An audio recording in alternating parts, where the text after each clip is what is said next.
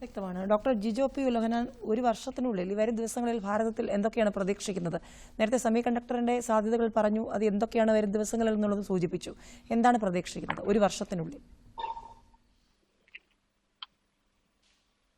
ഒരു വർഷത്തിനുള്ളിൽ സർക്കാർ ഏതായാലും ഒരു ഇന്ത്യ AI മിഷൻ ഇപ്പോൾ ലോഞ്ച് ചെയ്തിട്ടുണ്ട്. 1500 കോടി രൂപ സ്റ്റാർട്ടപ്പുകൾക്കും മറ്റ് ഗവേഷകർക്കും ഒക്കെ അവരുടെ പ്രപ്പോസലിനെ ബേസ് ചെയ്തിട്ട് സ്വന്തമായിട്ടുള്ള ഭാഷാ മോഡലുകളോ അല്ലെങ്കിൽ അവയുടെ ഉപയോഗങ്ങളൊക്കെ വികസിപ്പിക്കാനായിട്ട് ഗവൺമെന്റ് മന്ത്ലി ബേസിസ്, അതായത് അപേക്ഷിച്ച് കഴിഞ്ഞാൽ ഉടൻ തന്നെ അത് പ്രോസസ് ചെയ്ത് പണം അനുവദിക്കുമെന്നാണ് ഇന്നലെ AI സമ്മിറ്റുമായിട്ട് ബന്ധപ്പെട്ട് മിനിസ്ട്രി ഓഫ് ഇൻഫർമേഷൻ ടെക്നോളജിയും ഒക്കെ പറഞ്ഞത്.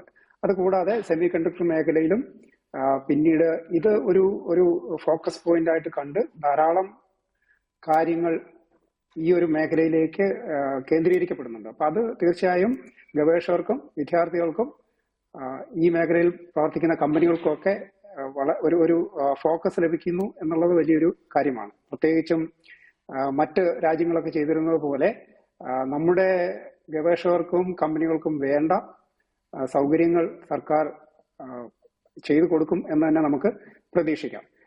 ഇത് എന്റെ സഹപാനലിസ്റ്റുകൾ സൂചിപ്പിച്ചതുപോലെ തന്നെ ആർക്കും വ്യക്തമായി എങ്ങനെ മാറുമെന്ന് ഒരു തീർച്ചയില്ലാത്ത ഒരു ഘട്ടം തന്നെയാണിത്. വേൾഡ് ഇക്കണോമിക് ഫോറത്തിന്റെ കഴിഞ്ഞ വർഷത്തെ എംപ്ലോയബിലിറ്റി റിപ്പോർട്ട് നോക്കിയപ്പോൾ അതിൽ തന്നെ കാണുന്നത് AI ഇതുവരെ നശിപ്പിച്ചതിനേക്കാൾ കൂടുതൽ ജോലികൾ സൃഷ്ടിച്ചിട്ടുണ്ടെന്നുള്ളതാണ്. അപ്പോൾ തീർച്ചയായും നമുക്ക് അപ്സ്കില്ല് ചെയ്യാൻ സാധ്യതയുള്ള മേഖലകൾ കണ്ടെത്തി, പ്രത്യേകിച്ച് ക്രിയേറ്റിവിറ്റി ഒക്കെ കൂടുതൽ വേണ്ട റോളുകളായിരിക്കും മനുഷ്യൻ ഇനി ചെയ്യുക എന്ന് കരുതുന്നത്. അപ്പൊ അങ്ങനത്തെ മേഖലകൾ കണ്ടെത്തി നമ്മുടെ വിദ്യാർത്ഥികളെയും ഗ്രാജുവേറ്റ്സിനെയും ഒക്കെ അക്കാര്യത്തിൽ ട്രെയിനിങ് കൊടുത്തു കഴിഞ്ഞാൽ തീർച്ചയായിട്ടും നമുക്ക് ഇതിനകത്തൊരു മുന്നേറ്റം കൊണ്ടുവരാൻ സാധിക്കുമെന്ന് തന്നെയാണ് പ്രതീക്ഷിക്കുന്നത്.